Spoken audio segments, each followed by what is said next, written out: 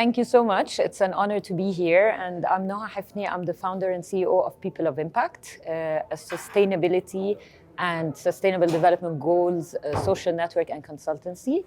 I'm also a senior consultant at UN Women, handling partnerships.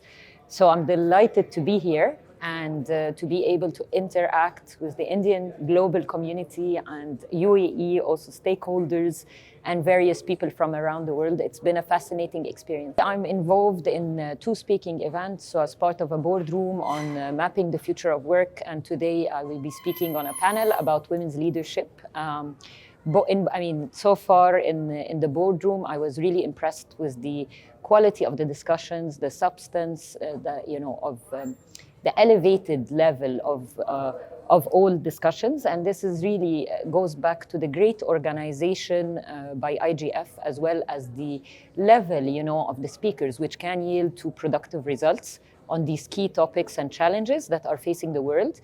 I also love that the agenda is very current. So we are getting, even if we're not from India or UAE, we are getting a general outlook on what's happening around the world and how key leaders are addressing it from across sectors, public and private.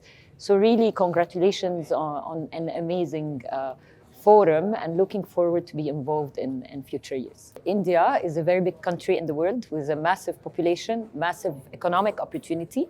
It was great to learn about that. What are the opportunities? What are the businesses? What sectors do they operate in?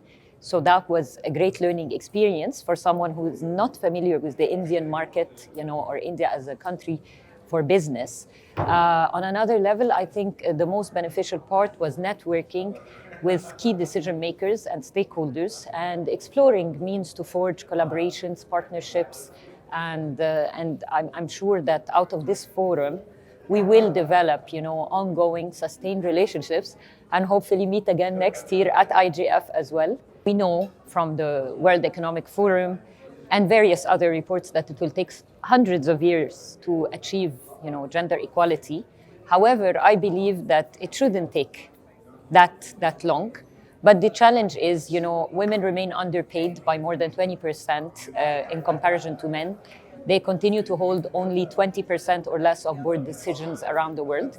So there is, a massive, leadership underrepresentation, not only in senior management, but also on boards.